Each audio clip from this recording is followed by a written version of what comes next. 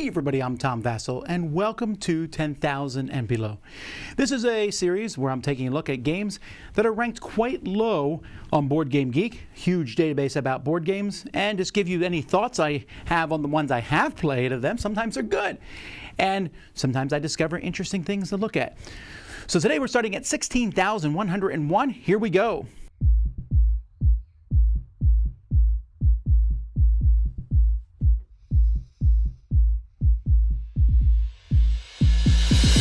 So the first game here, Kakerlaloop, I've apparently played and given it a 5. Say What, which is from 2003. And this game's just called Witch Hunt. We'll take a look at that. Fantastic Gymnastics, a 7. Very few. That's pretty low for me giving a 7. And Yummy Yummy Pancake. That's the first 5 games. Let's take a look. Kakerlaloop. Oh, this one, what was this called in America? Bugs in the Kitchen? Yeah, so this is... It uses those little movable cockroach bugs, whatever they're called, and they run around here, and they're going to go up through these loops every once in a while, which sounds really cool. Going up through the loops is an interesting idea. The first one, the bugs in the kitchen, you were just changing things and trying to make it go into someone else's. It was really fun. This one here is more of a watch what happens and just did not have the same kind of interesting thing, really, to me. This was okay at best. It was taking the coolness of the last one and being like, let's add loops, and the loops didn't even work half the time. Say What? Now, this is an old game from Twilight Creations. This is one of the first games meant to be played while you're at other things. If someone says something, you get the card. This has been done many, many times, but we'll give Say What at least some points for being one of the first ones to do it since it came out in 2003. Witch Hunt. This looks like a villager trying to find the witches. Witches are hidden, so this is like a werewolf-style game. Maybe it's certainly a social deduction. Let's take a look at the cards.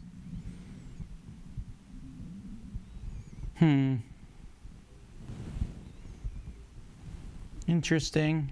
Looks like it's print and play, though. Fantastic Gymnastics is not a game. It's just a toy, essentially.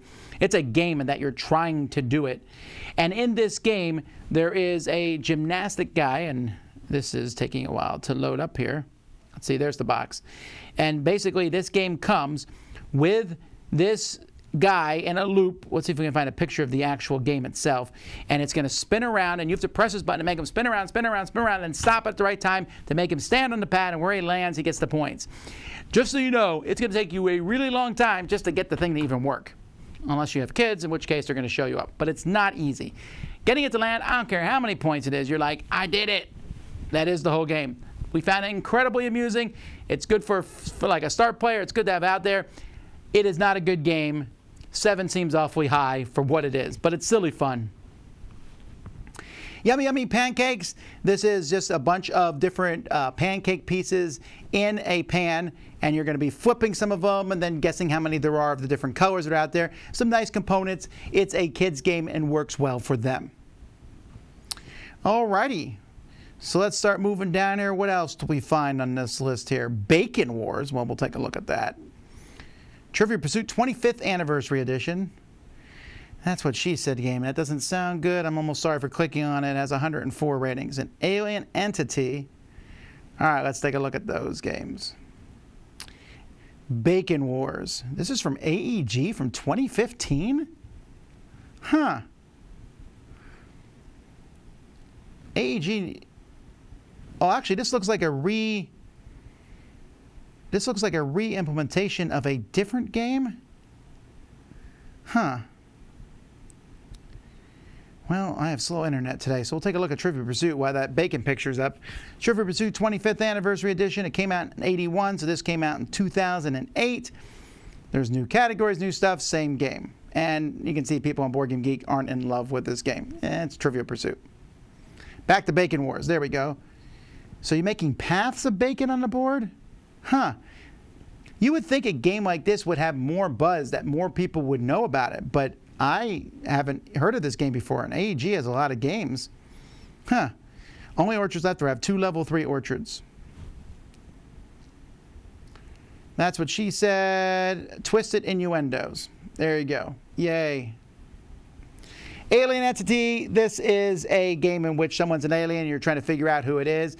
The component quality is pretty bad, and it's not a fun game. This is the very definition. It feels like of someone who said, oh, I could make one of these games with bad artwork, the card quality, someone has a gun, they can shoot. It just feels like it feels like a very, very untested, unplayed social deduction game.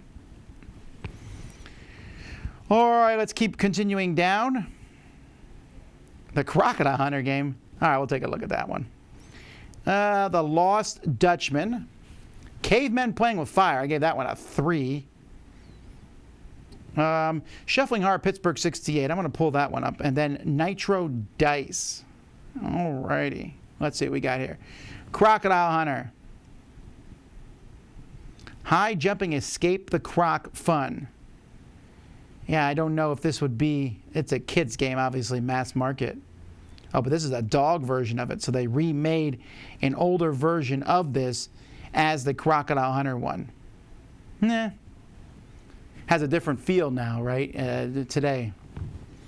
The Lost Dutchman. This is from Crash Games. Now, Crash Games has made some good games overall.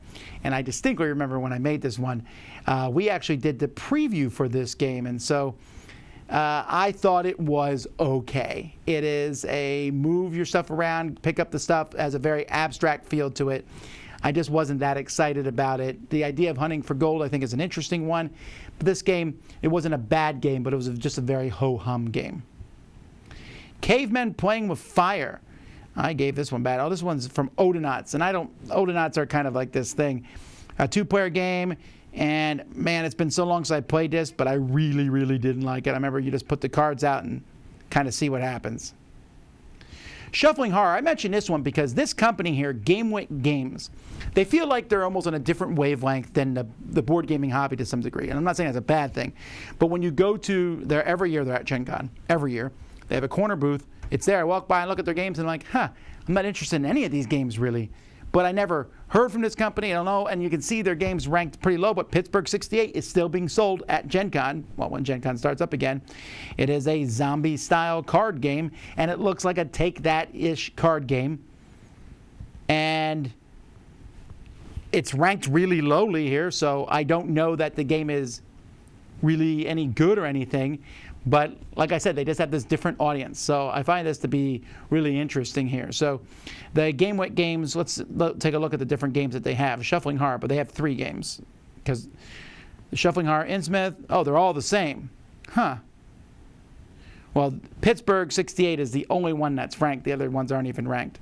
I've always seen other games at their booth. Maybe they're combined with another company. Nitro Dice from Minion Games. Minion Games has made some fantastic games. Minion Games is no longer existing as a company, but this was not one of those. This one, I didn't like the cover.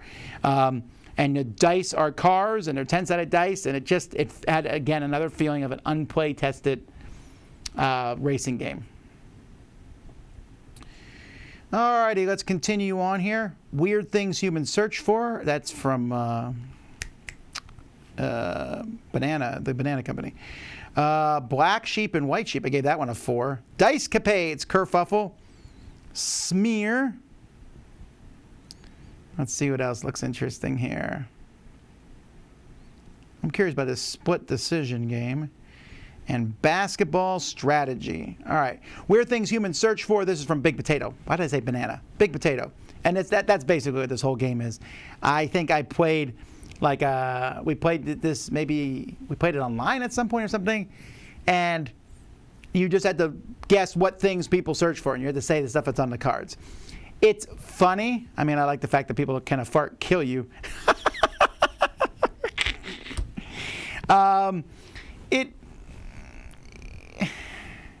I don't know. It's okay, the idea of it. I played it for a little bit, and I was like, Black Sheep and White Sheep. You are trying to pass over the bridge before someone else. This game came in a little tin, I think. It's been a while since I played this one. Maybe mine didn't come in a tin. You're just moving sheep across. It's an interesting concept. It makes for a good solo puzzle. For a game playing with other people, the rules weren't written very well. It was hard to understand, and at the end of the day, it just didn't feel that exciting. Dice Capades, Kerfuffle. So Dicecapades, if you've never played Dicecapades, just comes with a huge amount of dice in this box, and then a bunch of little games to play with them. I might be nicer to games like this because I like games that come with a big pile of dice. And in this one, there's different things you do with the dice. Maybe 6 is a little high for it. Who knows? Smear, I gave this one a 7. It's been a long time since I've played this one. This has like a dominoes type effect where you're trying to play the cards from your hand, but some cards you see are placed face down and some are face up.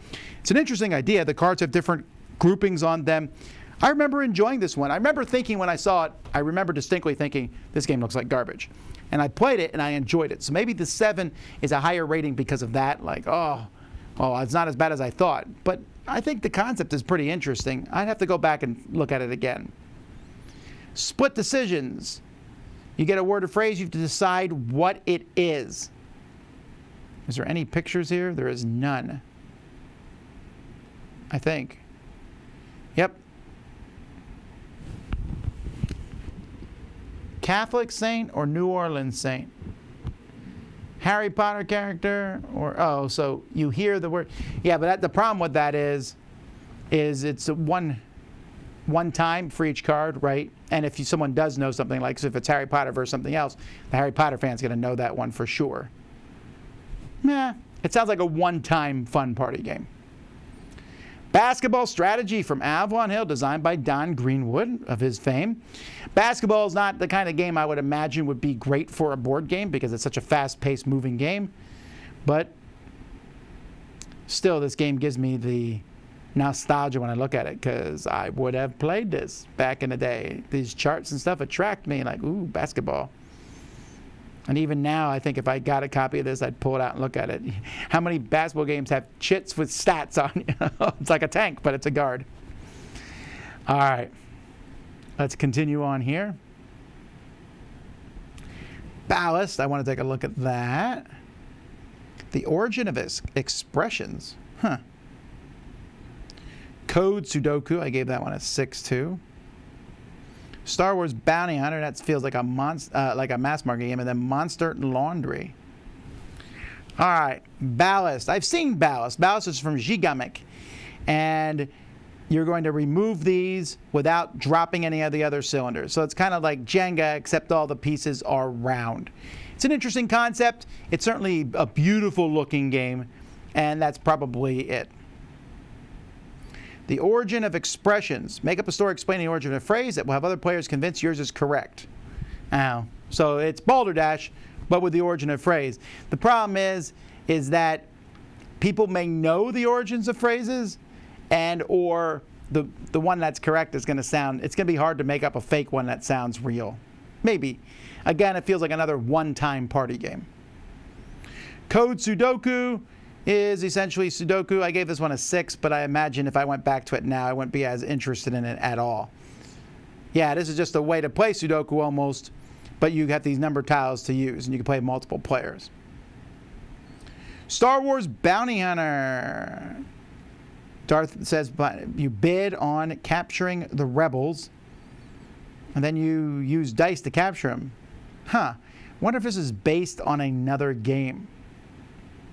It's from Cosmos. Now let's see, the designer Bernhard Weber. I don't recognize any of these other games as one that it would be a copy of, so maybe it is a brand new game. Well, a brand new game as of 2013. Interesting.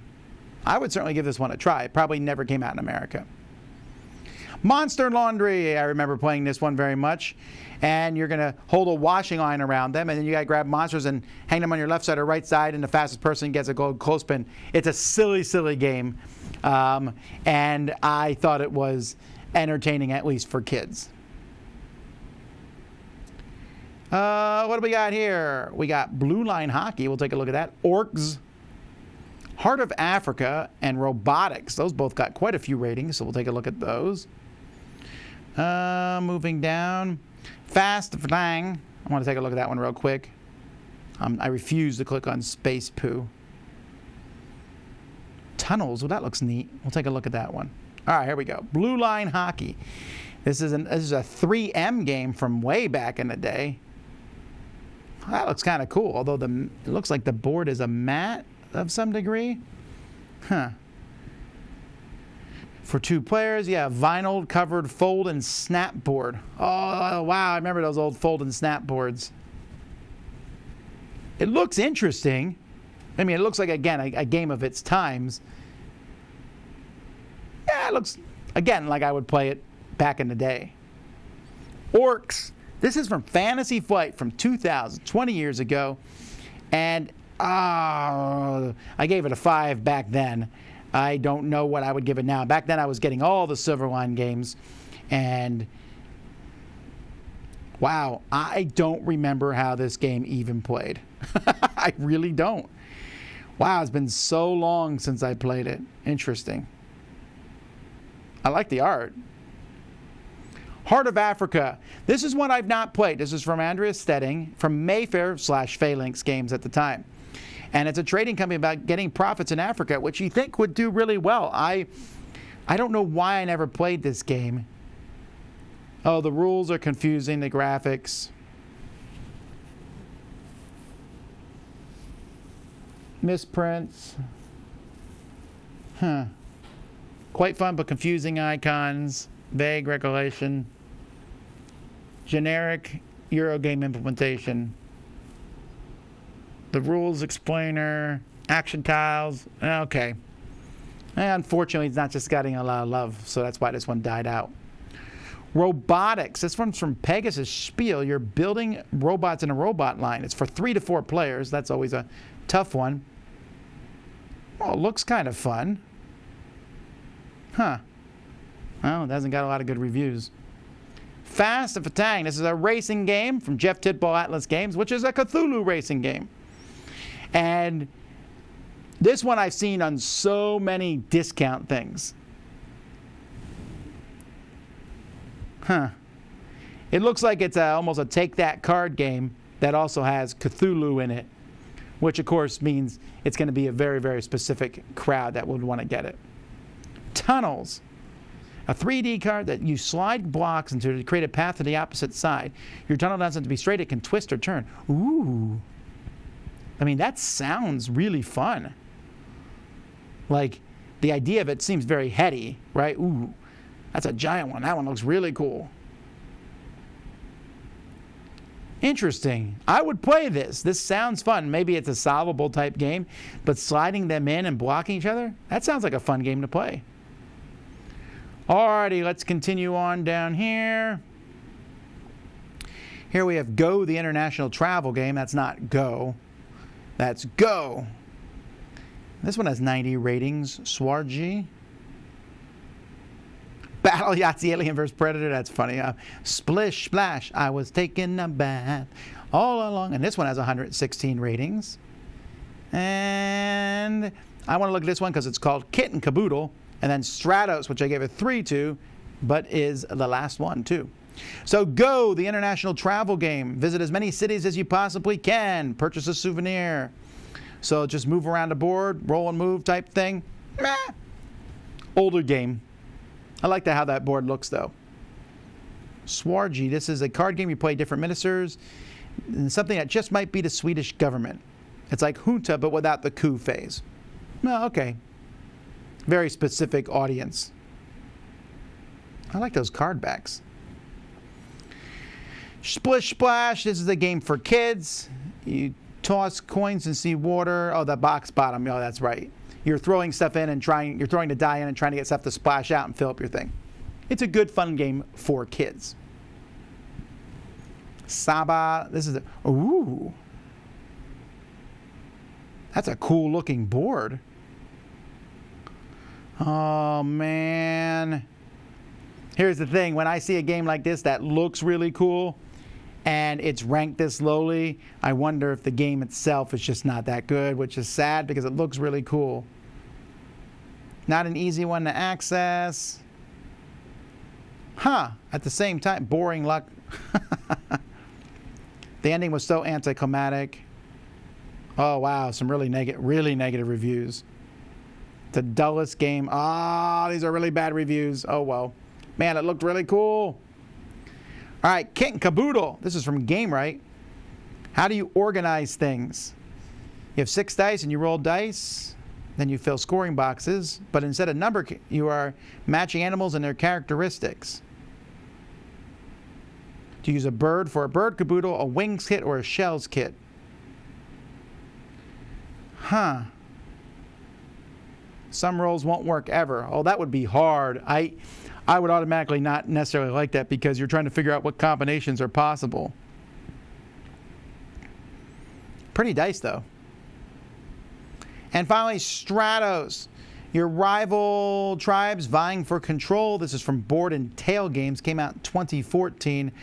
Oh, yes. This one, oh, wow. I was so sad that this one was not that good. This is a really, really cool looking game in many ways. And it's a slow, it's like Stratego or chess, but your pieces are really slow, move across the board really slowly, and you can see the other person coming. You're like, all right, here they come. Here they come. Yeah, it's just way too slow for me. Oh, well. Alrighty, well, that's another 100 games. Are there some that I should have talked about or you think people should know about? Let us know in the comments. We're getting lower and lower, but we're still finding some interesting stuff. Until next time, I'm Tom Vassell, and you've been watching 10,000 and Below on the Dice Tower.